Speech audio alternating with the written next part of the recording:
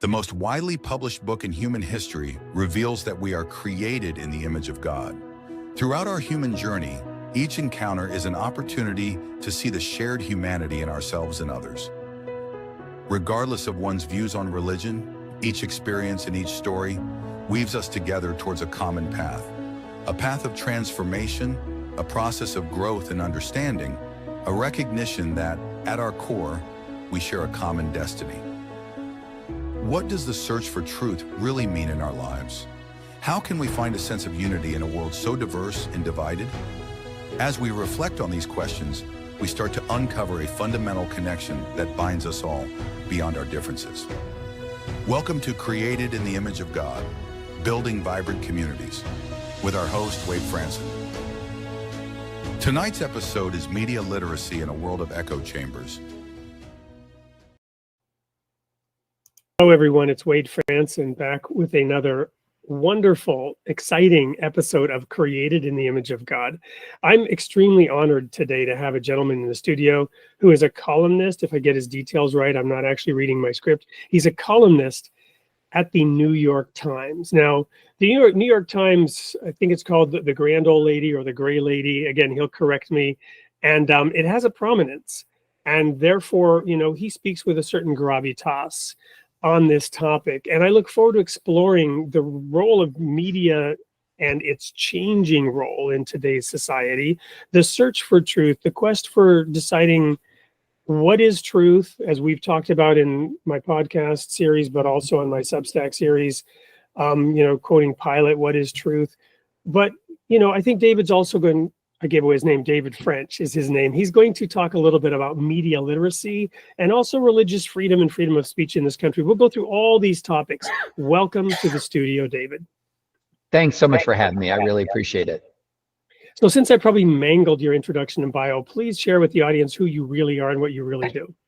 Yeah, so I'm a columnist at the New York Times. I'm also the co-host of a legal podcast called Advisory Opinions, which I think is the greatest legal podcast in the universe, but only because of my co-host, Sarah Isker, who's phenomenal. Also, I teach. I'm a visiting professor at Lipscomb University in Nashville, Tennessee, which is my alma mater. And so I do a lot of different things, but I'm primarily a columnist at the Times, and that's where you find most of my work. Well, thank you for that introduction, and you're obviously doing a lot of great things. I live in Wisconsin. I live just outside of Madison. We did live in Madison for a while. I call that, and I'm not political at all, I'm really not, but I still call that the blue heart of the red state. And when you mentioned Nashville, I think, is it similar down there? Yeah, Nashville's blue. It's more purple blue. Nashville is not like Madison. I've spent more than a little time in Madison. And Madison, some of my more conservative friends call it the People's Republic of Madison. Nashville is a very mainstream American city that leans left. And then it's surrounded by a bunch of counties that are very conservative. So overall, Tennessee is quite Republican. Nashville definitely leans left, but there's no Democratic representative from Nashville. It's been gerrymandered to where the only Democratic representative in Tennessee is from Memphis. And Memphis is a little bit more Democratic city than Nashville is. But yeah, it's a very mainstream city that I would say leans Democratic for sure. And we're going to get into the typical flow of the show here in a minute, but I want to stay on this just for a moment because of the topic and what we just realized about our respective geographies. Does this, sort of painting of blue and red, I mean, gerrymandering has been probably going on since inception, but, it seems to have taken on, I don't know, a more sinister tone, or maybe it's more sophisticated. Certainly the country has broken down into echo chambers that has fueled a divide in which we, appear to be more divided than at any time since the Civil War. What's your take on that? Is that making it harder to get at the truth? Oh, it's making it much harder. And gerrymandering is a part of the equation, but the bigger part of the equation is something called the big sort. And this is something that's been going on for decades. And that is the tendency that Americans have to move to places that are more ideologically hospitable. So red places become more red, blue places become more blue. And then as that happens, one of the side effects of that is that people become more extreme, because when they're surrounded by like-minded individuals, they tend to become more extreme in their views. This is a concept called the law of group polarization that was first articulated by Cass Sunstein, gosh, almost 30 years ago now. So we're definitely sorting by red and blue, and as we sort by red and blue, we're becoming more distinctly different from each other. We're gravitating more towards ideological extremes. And gerrymandering, let me just put it this way, gerrymandering doesn't help, but it's not the root cause. Yeah. Well, I remember reading this book by Rich Karlgaard, who was, I don't know if you know who Rich Karlgaard was or is. He was like the editor of Forbes for a while. And he wrote a book called Life 2.0. And he was talking about how the internet has enabled more movement. And you could now choose the where of your future while still remaining integrated. And I think that, of course, probably drove a lot of this great sort and the acceleration of it, because in the American universe, business and commerce was always a leveler, right? Corporations didn't really get to be partisan. I mean, weren't really successful if they were partisan, right? They had to be more neutral, right? And not, right? Because their business was of making money, and everybody wanted to do that, wherever they fall on the political spectrum. But then this allowed maybe, a greater sorting. And then, of course, with COVID and the drive towards virtualization that resulted, is this probably accelerated? Oh, yeah. Yeah. I mean, what you're talking about is we have a group of people, sometimes pejoratively referred to as the laptop class, of which I'm a member, where you can work anywhere there's a working internet connection. And so we have millions of Americans who now have that freedom to work anywhere where they have a working high-speed internet connection. And so there's just a lot more mobility. And, also some of the corporate mobility in years past, it wasn't just a leveler, it was a mixer, a mingler, because, when back in the day, IBM, I don't know if you remember like how huge IBM was as an employer, and they would move their employees around quite frequently around the country. I mean, and one way I knew this is one of my best friend growing up, his dad worked for IBM, and the time came and he had to go. And he goes from, Kentucky, where I grew up, to Michigan. And so you had much larger military service as a percentage of Americans, and that's a big mixer. You had people were moving, they were engaging in economic mobility, looking for where jobs were, as opposed to ideological mobility, and that's another mixer. But ideological mobility is a separator. And so we have a much smaller military as a percentage of the population. You don't have giant companies moving large numbers of people around the country as much as you used to, perhaps. And so you do have sort of more of this ideological migration where if I can work anywhere, where am I going to choose to work? I'm going to work at a place that seems to really agree with my values. It's a very human thing. It's, in isolation, any given person, it's a very rational choice to make. It's just easier to live around people that you like and agree with you, and they like you and agree with your perspective. And so it's a very human thing, but when you multiply it out by millions and millions of people, it has some pretty negative effects. Well, and that's the perfect segue to get us back into the flow of the show, because it was not always so. Where did you grow up, David? What was the world you were born into, and the circumstances of your, pre-conscious, not driven by ego or a sense of self, becoming David French? I was born in Opelika, Alabama. My parents were Auburn students. My dad was in grad school. My mom was an undergrad. And I grew up across the South. I grew up in a little bit in Auburn, then Baton Rouge, where my dad taught at LSU, then Nashville, where my dad taught at Lipscomb, where I teach now. But then I spent most of my childhood in a little town called Georgetown, Kentucky. And if you visit Georgetown now, you would not say it's a little town. When I was there, it was about 8,000 people. We had 3 stoplights. Our nicest restaurant was a Frisch's Big Boy, which is like a sort of like a Shoney's. And it was a really small place. And then I believe it was my senior year in high school, if I remember correctly, that Toyota announced that they were building a plant there, a giant car plant. And so now you go to my little hometown and it's pretty big. It's got a giant, very successful car plant. You've got the satellite industries around any big plant, that are there. So it's very prosperous, much more prosperous than when I grew up. But yeah, I grew up across the South and spent most of my childhood in rural Kentucky. Well, and what I derive from that is that you were in the world of academia. Your parents were perhaps a little bit better educated than some of the people in your communities where you grew up, and you were exposed to all that, even as you were traveling in areas of the country that are viewed by many as being a little bit more backward, a little bit more rural, a little bit less sophisticated, right? Some of those state names to us Northerners, or heaven forbid, somebody like me who was born in Canada and lived in 7 different countries growing up, right? I was not wealthy, I was not privileged, but the circumstances of my birth, that was my education, just, being in these different countries and having to learn the language, and that's kind of accelerated things for me. But so is that fair? Is that true that you were kind of a little bit of different from some of the milieu in which you grew up? Or Yeah, influenced by that elite educational world?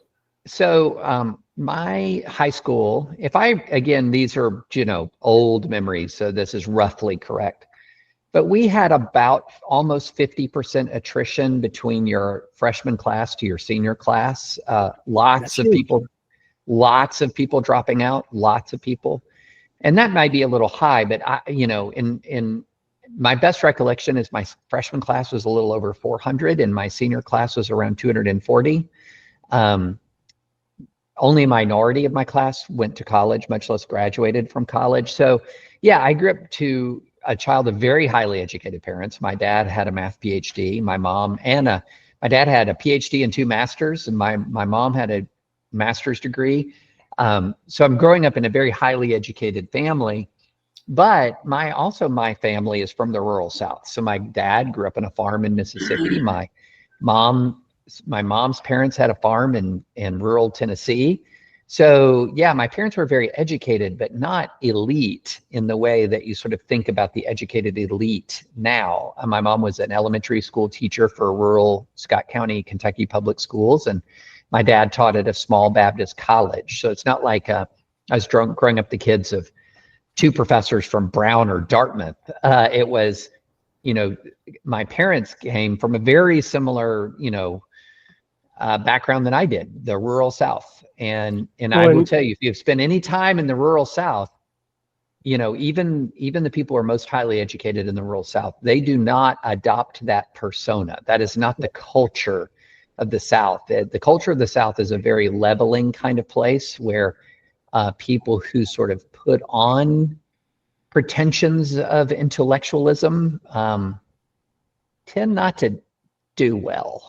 Right? And is the phrase that's coming to my mind traditionally liberal fair? Oh, you mean in the South? In terms of educated people in the South, they tend to be traditionally more liberal, they tend to be more liberal, but in a traditional way. In other words, their views are liberal in the sense of open and curious, perhaps. It's tough to say. I mean, if you look at so I was born in 1969. I grew up in the Reagan era in the South, and leading the charge of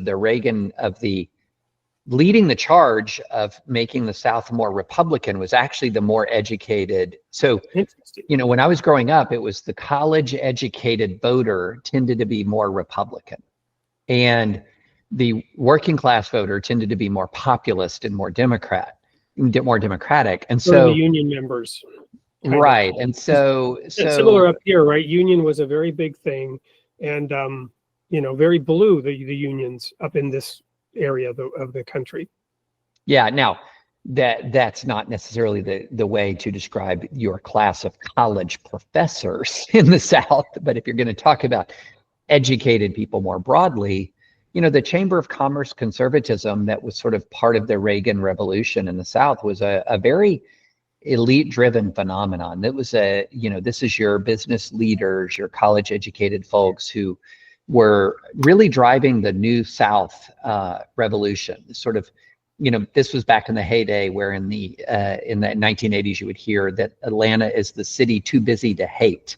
And there was this sense that like racism was bad for business, right? That the South was turning the corner, and it was turning the corner led by a sort of chamber of commerce class that was replacing a lot of these backward racial ideas and backward ideas with a much more progress-oriented view of economic opportunity and things like that. And so yeah, it's very interesting. The political categories as they exist now don't track perfectly with the way they existed 40, 45 years ago. And one of the interesting elements of our current realignment is how the college-educated voter is just absolutely moving to become more democratic, and sort of the populist working class voter is moving to become more Republican. Well, in case anyone in the audience is wondering, what does all this have to do with anything? That is what it has to do with it, right? Because these preconceived ideas, these categories, these labels, they influence us more than we think in terms of our ability to independently investigate reality, independently investigate what is true, what is real. Would you agree? Oh, there's a lot. There's this old statement.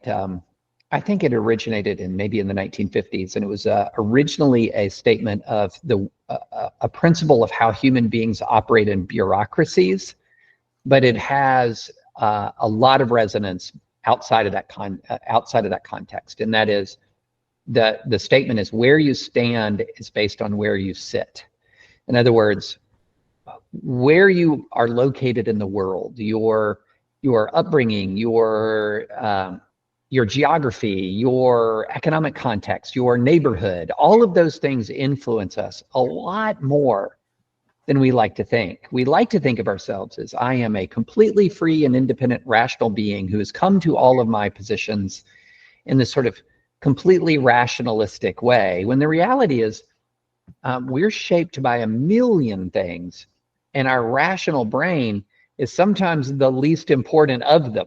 And so our upbringing shapes us, our geography shapes us, our ethnicity and the experience of our ethnicity in the wider world shapes us. All of these things shape us to a great degree, and we have to often fight through those things to discern what the truth is.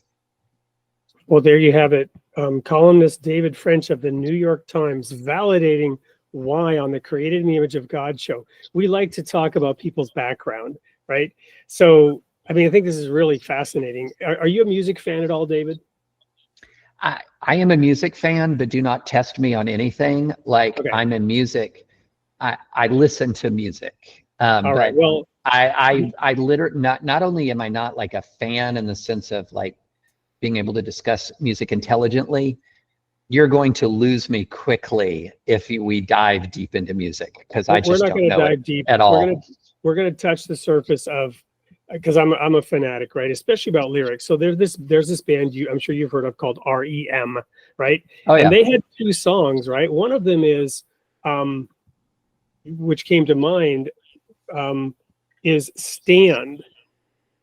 Well, there are 2 of them. One of them is Can't Get There From Here. You can't get there from here. And I think about how we're locked into our frames of mind. You can't get there from here. You got to let go of something. You will never get where you're trying to go from where you're at.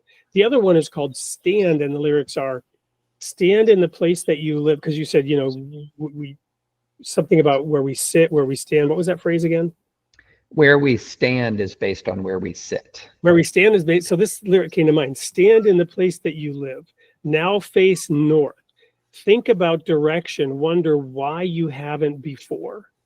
But the song is exactly about that perspective and being locked in, right? You turn to face a different direction and suddenly everything opens up.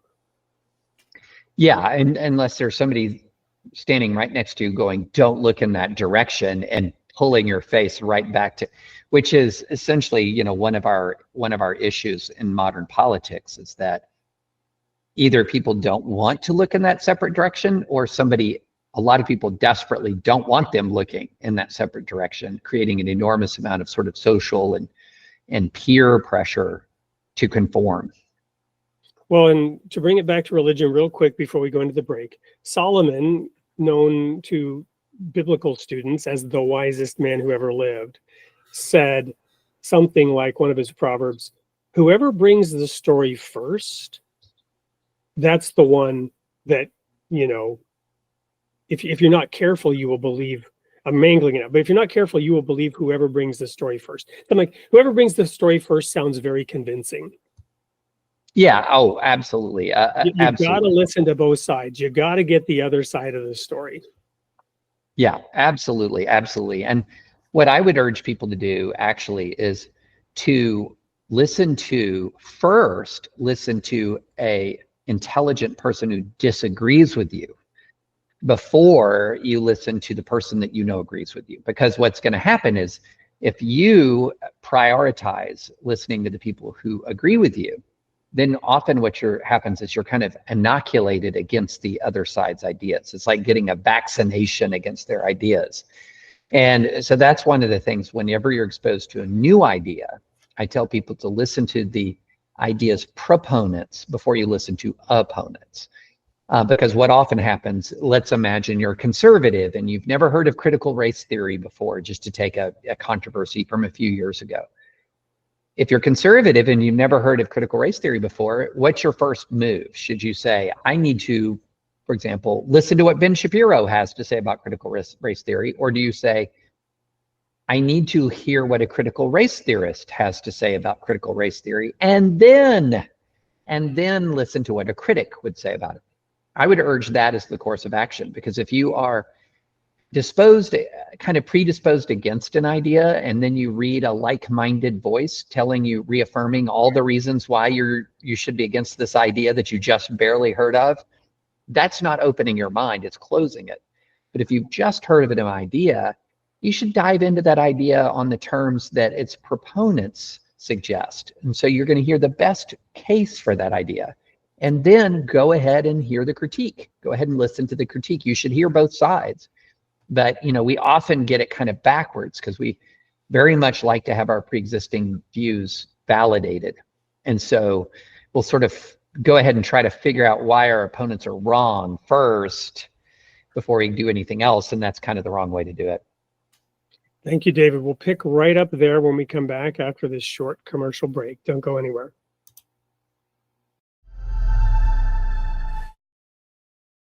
Known for her sharp intellect and fearless voice,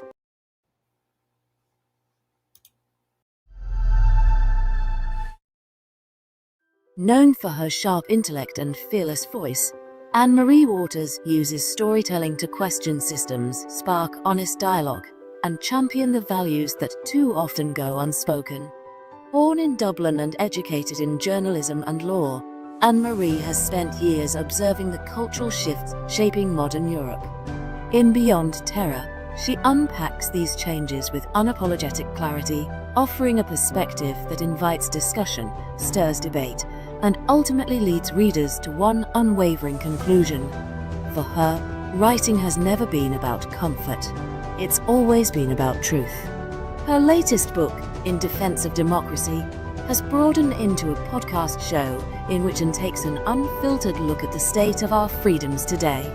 Through thoughtful commentary and fearless questioning, she explores what it means to protect the rights that define who we are and who we want to be. Outside of politics and public debate, Anne shares a more personal journey, one shaped by reinvention, resilience, and the pursuit of deeper understanding. Her voice continues to evolve, and with it, her mission is to connect, challenge, and create space for conversations that truly matter. Don't miss what's next for Anne-Marie Waters.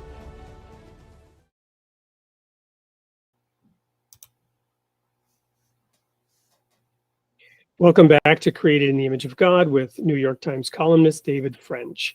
Right before the break, we were wrapping up a segment on making sure you hear both sides of the story.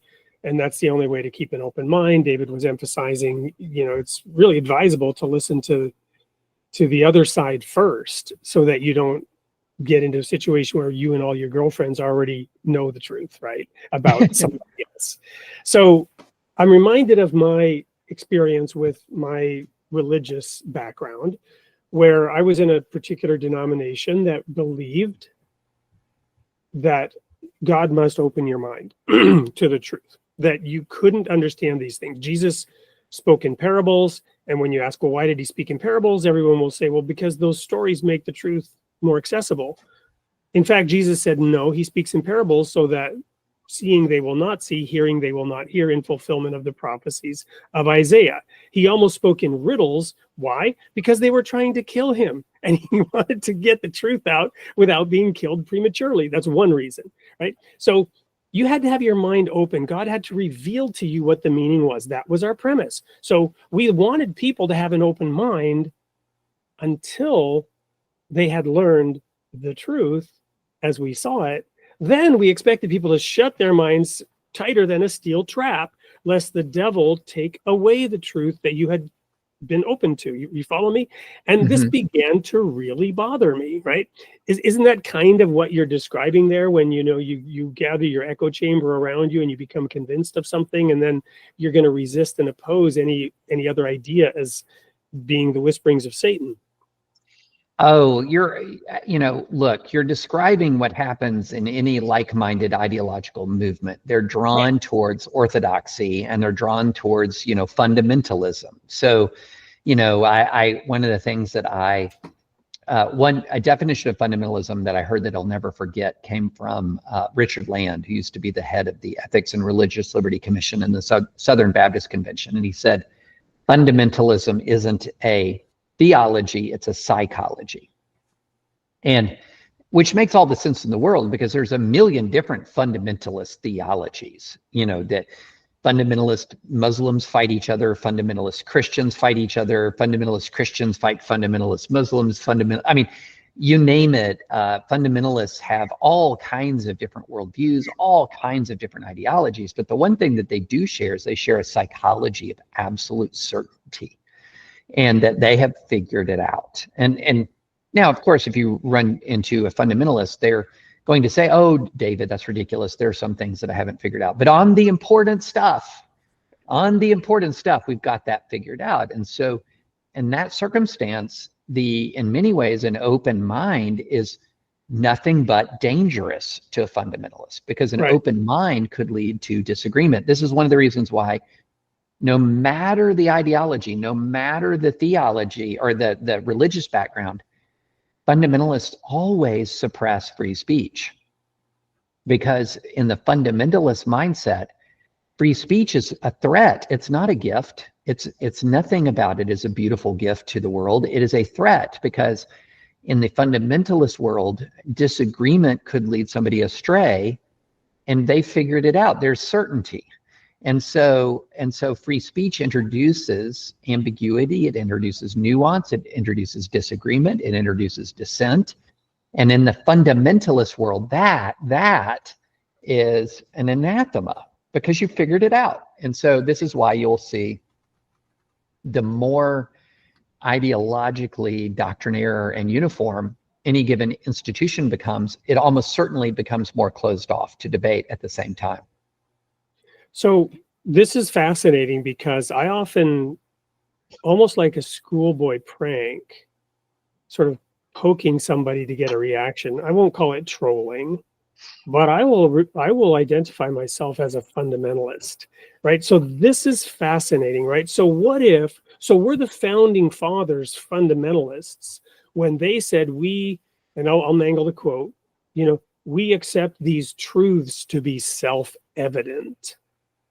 And then they enshrined free speech in the Constitution and they said you have God-given rights, right? So, I mean, is there any fundamentalism in the way? And I'm not arguing with you at all. What you're saying is absolutely true, but the word fundamentalism is being used in a pejorative sense, whereas the fundamentals.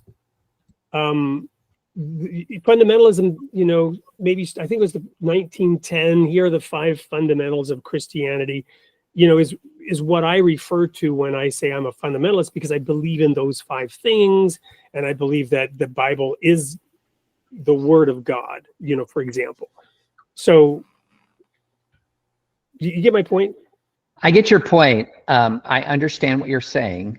I would use great caution in labeling yourself by anything applying a definition different from the common definition. So, for example, I can totally understand that if you say you're fundamentalist, what you're referring to is sort of 5 fundamentals.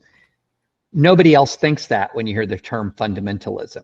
What they think is a person of blazing certainty about whatever it is they're fundamentalist about, right? Right. And so it becomes, it reminds me of like, words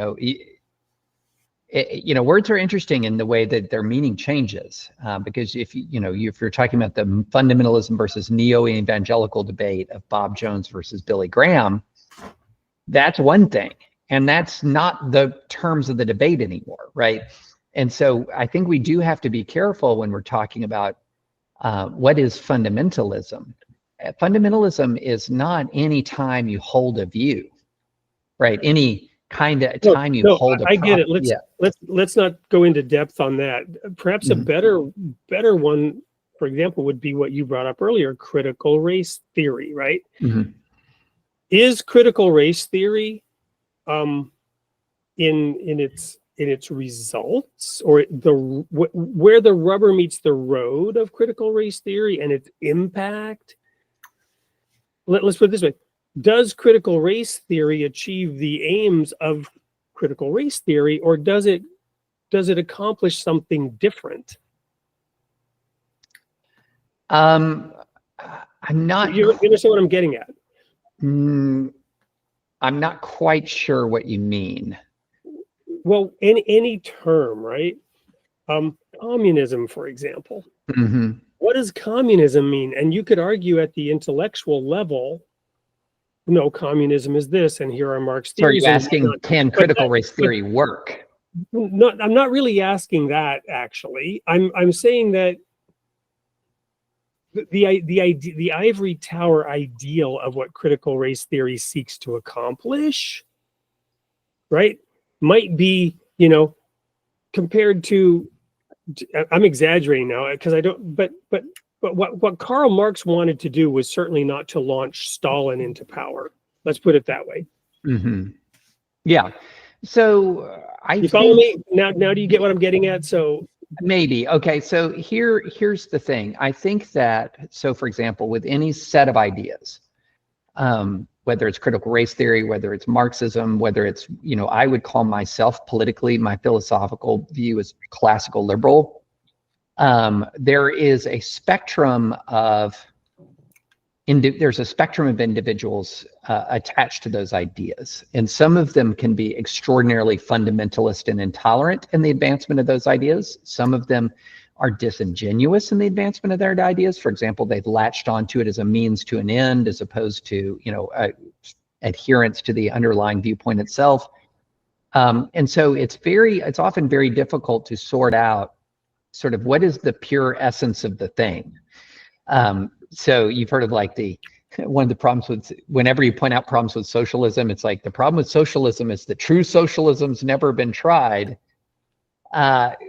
What are the actual ideas that are outworking into the system is always, a key question. And do those actual ideas that are outworking into the system work, as opposed to, I have created this sort of beautiful worldview that if only I could implement this thing into the world, that everything would be all right. And so in that sense, one of the things that I think is a real problem, it's not so much any given ism, it's the extent to which the isms interact with another ism, utopiaism. Yeah, and so in other words, like I've got this system figured out that is going to bring peace and justice and prosperity and equality, blah, blah, blah. And I have figured this thing out. And so therefore, those who are against me on this are against peace and justice and security, etc. Right? And there we go, right? That's where the danger is. Yeah.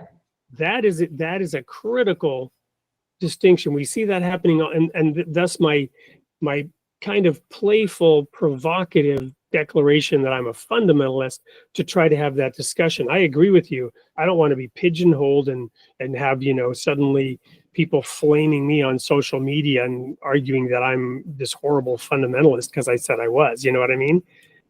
Yeah, you got to be careful about that stuff. Like, I remember during the defund the police movement, the height of it. You would say, we need cops on the streets. And somebody would say, no. What defund the police means is really, and it would mean something like provide additional funding for social services. Well, say I'm for additional funding for social services as to defund the police if you don't mean defund the police. And so we get, it's funny, we get into this a lot, that subgroups have what you might call bespoke ideological definitions for common terms. And I just really try to avoid that. I just really, I try to use terms the way they're used sort of in the broader world. Otherwise, I'm spending all my time saying, no, you don't understand. This thing that I just said doesn't mean what you think it means. And yet we do sometimes need popularized conceptions. I mean, I love Einstein's quote, things should be made as simple as they can be and no simpler, right? So, for example, I like to formulate this about religion. Religion must inspire, not coerce, right? The minute religion steps into the arena of coercion, and that's probably more what you mean by fundamentalism, right? This is true, and we want to make sure everyone else ascribes to and follows this truth. And that's not inspiring at all to many people. Some people are inspired by that. They want to get on board with that. I've heard that Islam is one of the fastest growing religions exactly because it has these concrete rules and do's and don'ts that seem to have been lost over time, in our religious circles in the Judeo-Christian world, right? And that's appealing to some people, but then that line is so fine and it's crossed so easily. Yeah, I would put it like this. How do you know if you're a fundamentalist, sort of in this negative connotation? It is not, do I believe things to be true or not true?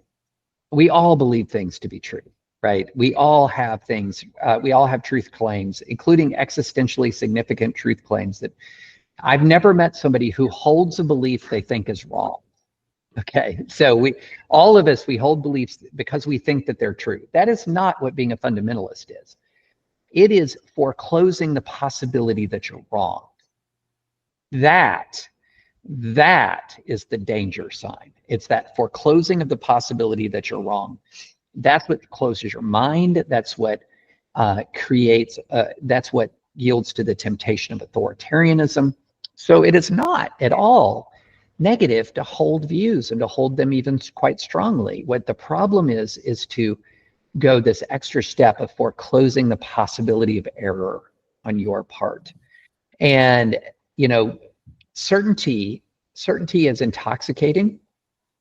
And it's especially intoxicating now when people often view nuance and openness as weakness. So the more you can be certain about more things, sometimes the stronger people feel. But in many ways, that isn't strength.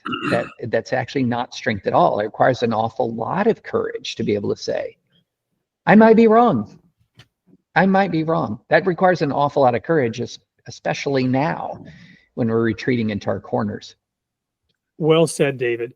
We're going to take another quick commercial break. When we come back, we're going to pick up on that I might be wrong idea, and then we're going to talk about this whole media literacy thing and where you're growing next in your work. And, I just got to say, this is fascinating. Thank you so much for being here. And to the audience, we'll be right back.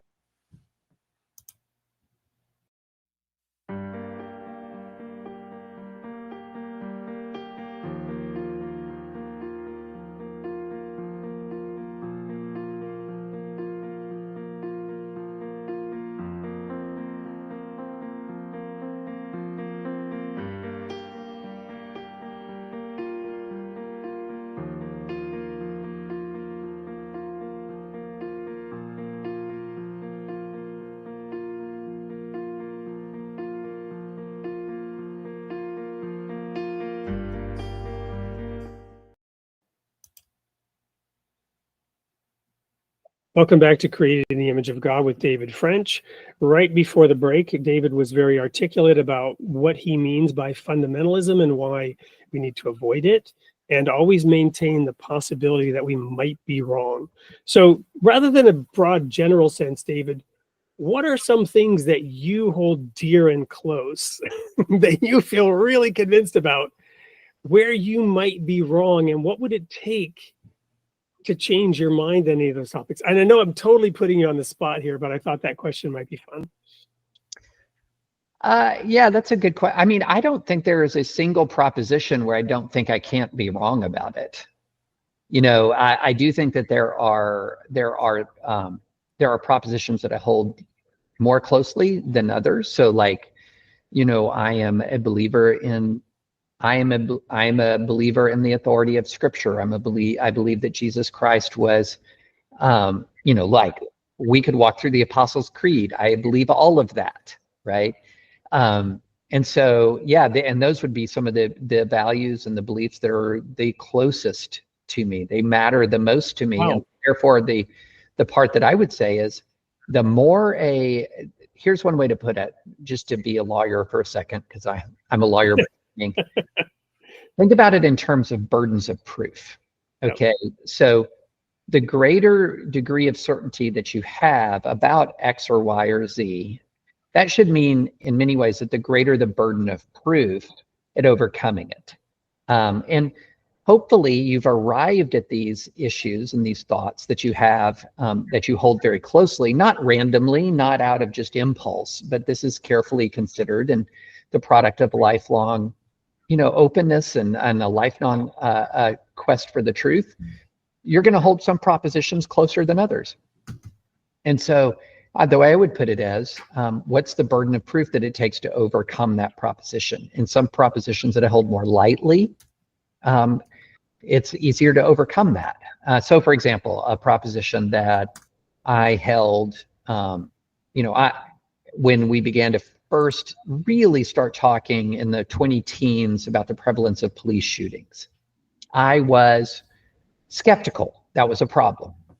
But as I gathered more information, then my skepticism tipped in I began to realize, no, wait, we do have too many police shootings.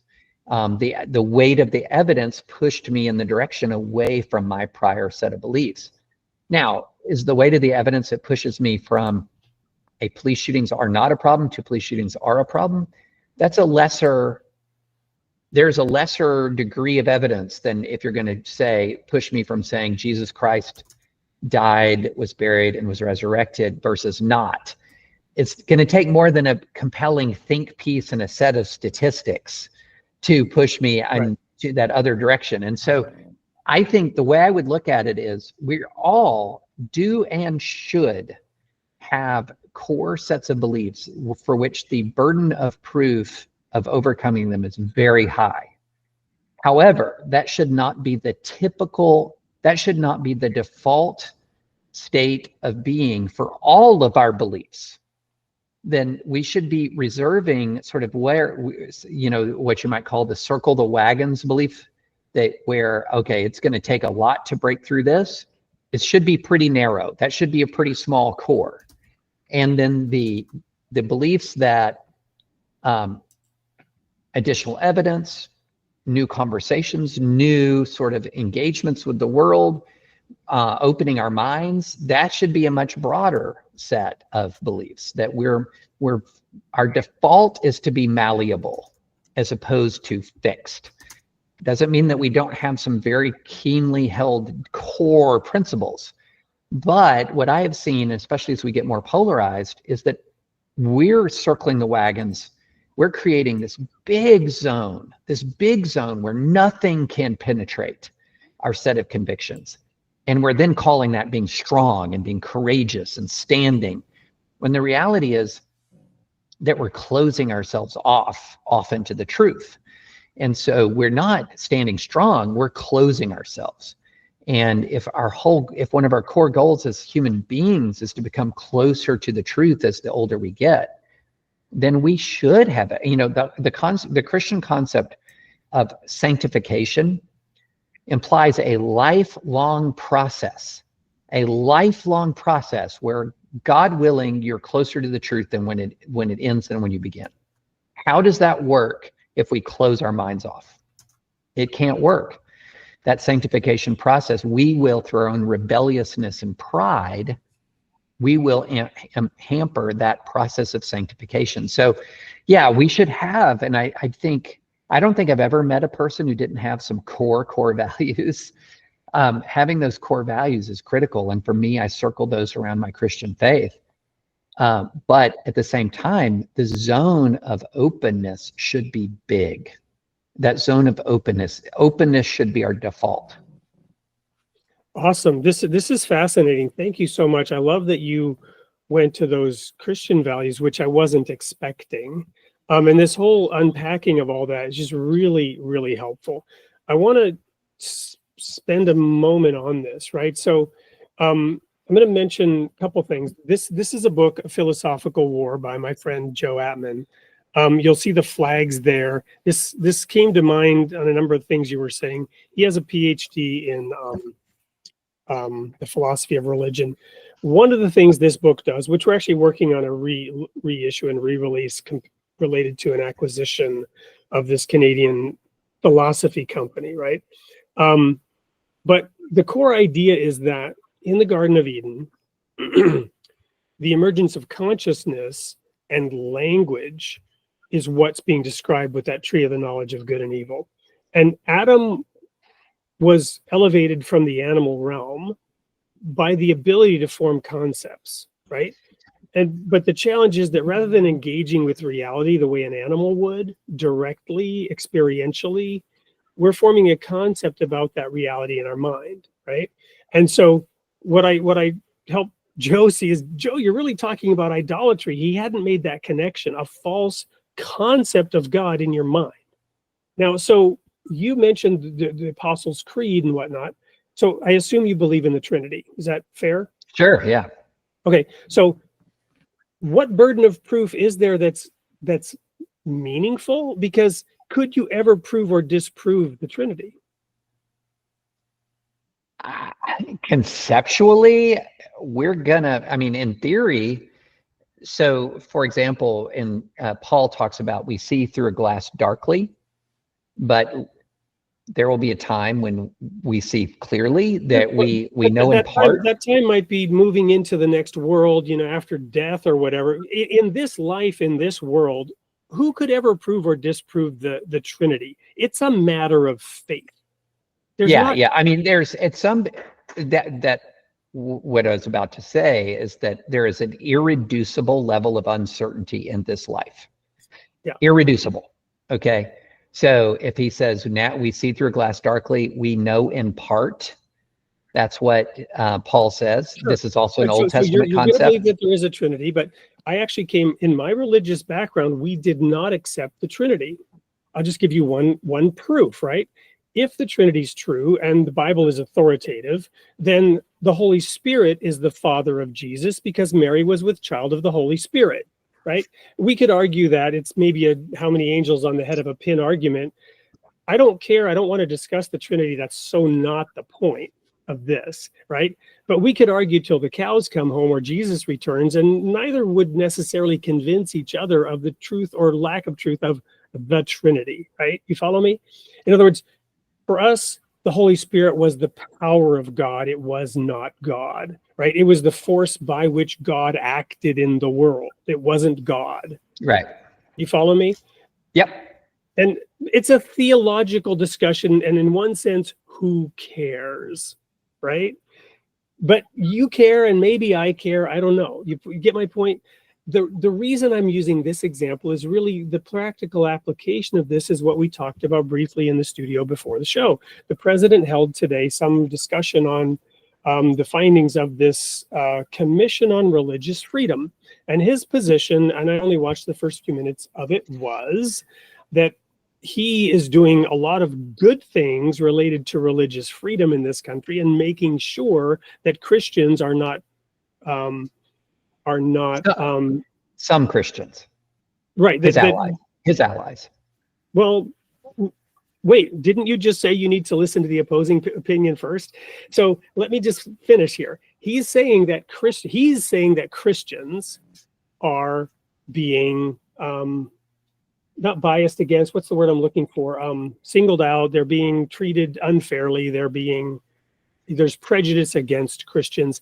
That was occurring under the previous administration. Now, you and I could get into that discussion about statistics and data and whatnot, and whether he was or wasn't, and back and forth. But we would probably agree that this country is based on and founded on religious freedom, and people should not invade the mental space and tell you not to believe in the Trinity or tell me to believe in the Trinity. And that there's probably not really any kind of proof either way. I'm going to agree that, religious freedom is a foundational value of this country, and the government can't tell you to believe or not believe in the Trinity. Yeah.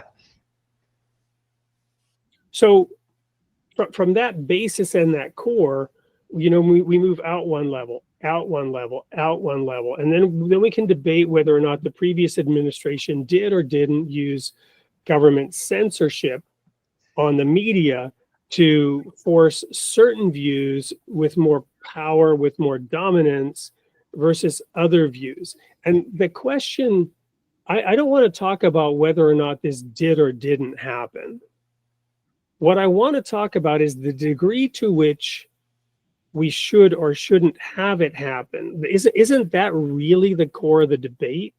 Is, how do we encourage media literacy without it becoming something that encourages a certain acceptance of certain ideas? I don't follow. How do we encourage media literacy without encouraging acceptance of certain ideas?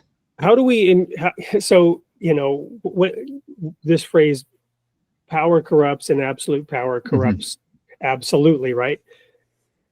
How do we ensure that this truth seeking, this desire for independent investigation of the truth doesn't devolve into 1984? There would be those who say the previous administration was 1984, and there would be those who would say this administration is Orwell's 1984 society, right? Whether one is and the other is, or the other isn't, whichever one, I don't care. The point is, how do we avoid George Orwell's 1984 coming? And because the minute you try to stop it happening, you're at risk of making it happen.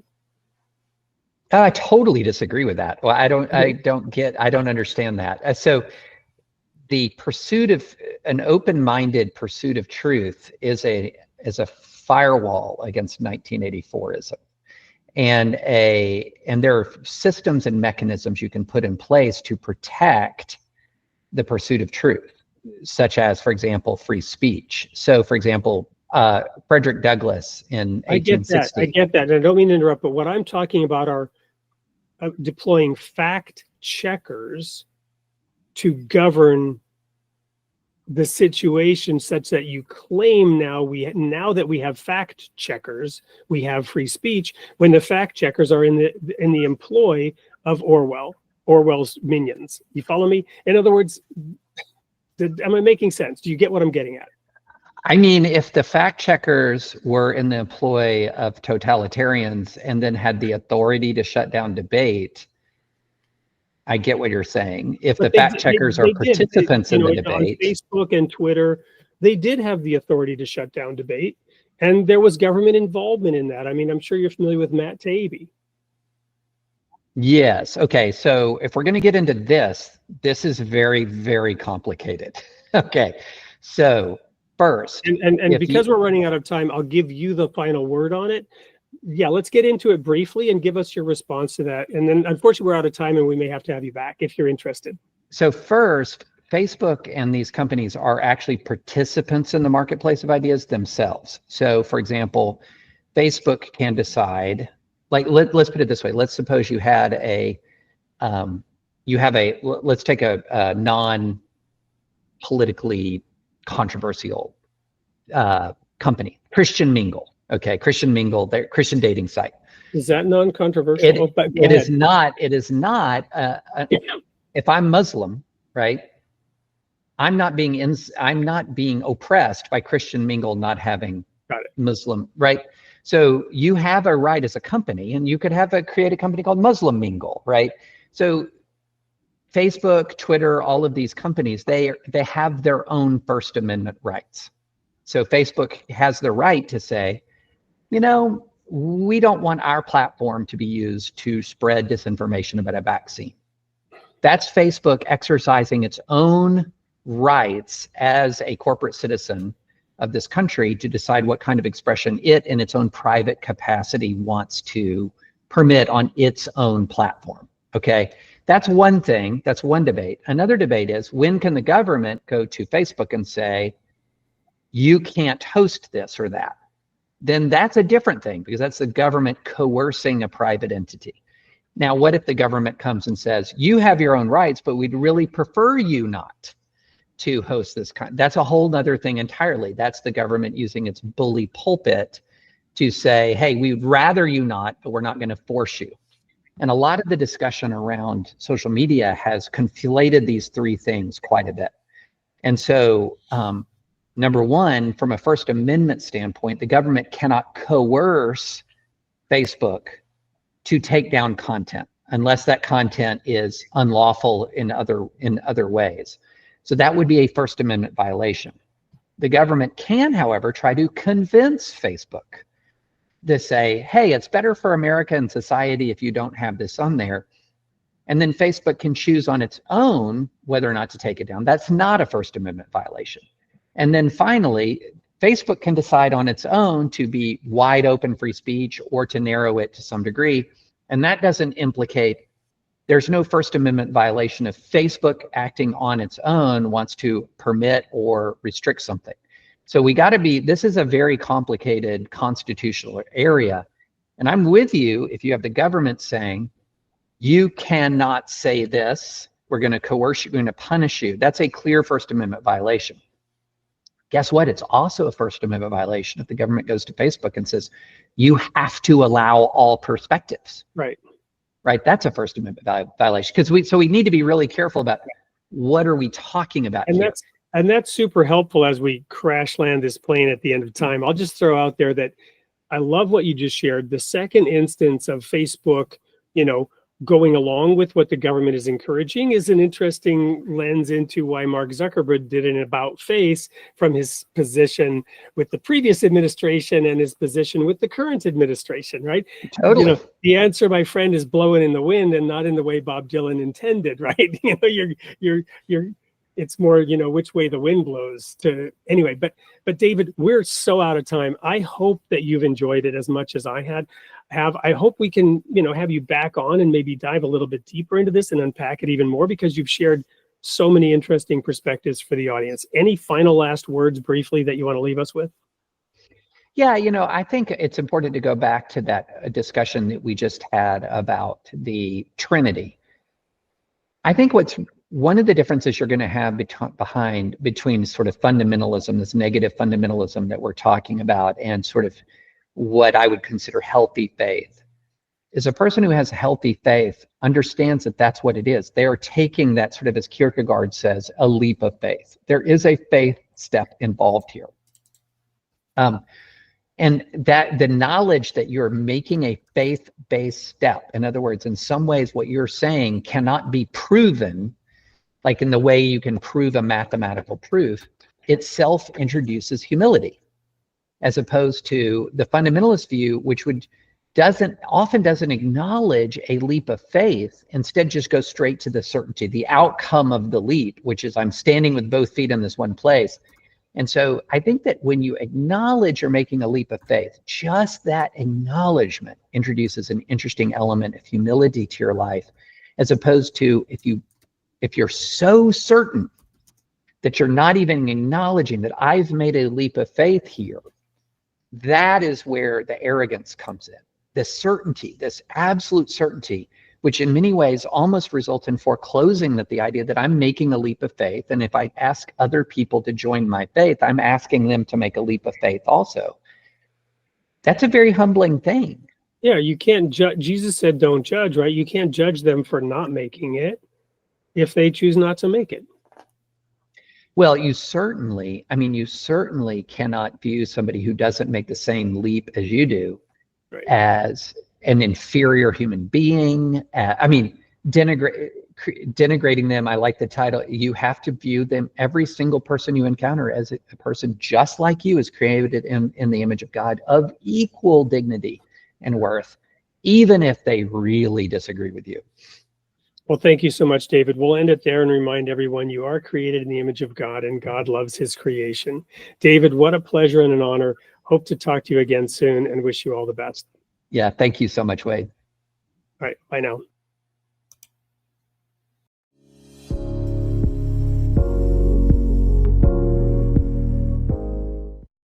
Hey everyone, it's your host Wade Franson, created in the image of God. I have an amazing guest in the studio. As you know, we've been exploring the idea of journalism in the context of not bearing false witness. And of course, out of the mouths of 2 or 3 witnesses, a thing will be established, but those witnesses often have differing points of view. And in our fragmented echo chamber, cancel culture world in which we live, things seem to be getting worse. We have someone in the studio who has done something about it. He's dedicated his life since 2019 to founding something called Tangle, in which you can learn about these events being processed from the left, right, and the center in one place. Welcome to the studio, Isaac Saul. Thanks for having me, Wade. I'm glad to be here.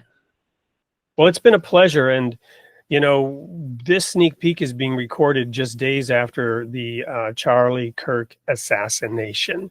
And we're not going to talk about that per se, but we're going to talk about how the function that Tangle serves in an environment such as this, where people are just spinning this thing a bunch of different ways. How does Tangle, what is the role and mission of Tangle in covering a story like this? Well, I think, first of all, our role and mission is to expose you to a wide range of viewpoints. That's what we do on every topic. So if you read our coverage about Charlie Kirk, you'll see arguments and reactions from people on the right, from people on the left, from people whose politics maybe are harder to define. And that's the number one principle for us, is the viewpoint diversity. But we're also just trying to be human. I mean, that's a core value for us, is we want to talk about the news like real people, not robots. So, we discuss the Charlie Kirk story in the context of a father who won't be going home to his 2 young children anymore, a family destroyed, a political movement that's going to be lit on fire by this tragedy. I think all those things have to be part of the story, and that's the kind of coverage that we try and offer. Well, and thank you for that. So, in this sneak peek, we don't have time to get into it, but we will for a full hour live on the show, which will be airing October 21st at 8 p.m. Central. Meanwhile, before you founded Tangle in 2019, you did other things. What was it that led to this in your life? Yeah, I like to say I kind of had 2 Genesis stories. The first one is that I grew up in Bucks County, Pennsylvania, which is a bellwether county in a bellwether state that decides the presidential election basically every year. So suffice it to say, I have friends, family members, colleagues, teammates from all across the political spectrum. And I just grew up in an environment where I knew and loved people who didn't agree on politics. And so I always was comfortable in different political spaces. And then the second Genesis story is I went to work in the mainstream media and I saw how the sausage was made and I didn't like it very much. And I realized that there weren't many media organizations out there trying to build something for all Americans, regardless of their political views, a place where all my friends and family could come under one roof and read the news. And so I tried to build that place, and that's kind of the mission I've been on since. Yeah, the center does seem razor thin these days, and I'm glad that you're working on expanding that. The one thing we haven't touched on is religion. It's ironic that you used Genesis. I've recently been writing that there are 2 Genesis creation stories, right? Genesis chapter 1 and Genesis chapter 2 provide the perspective First, the cosmic perspective from God's view of him creating by fiat, and then the human perspective in Genesis chapter 2 of God kneeling down in the dirt and getting his hands dirty and crafting us personally out of the soil, not saying let there be light, but physically molding us. And we'll get into religion as well. There's a little bone I'm throwing to the audience who wants that as well, because there's, that's another topic where there are multiple opinions. So all of this and more will be being discussed on October 21st, 8 p.m. Central Time, Created in the Image of God with Isaac Saul, founder of Tangle. Don't miss it.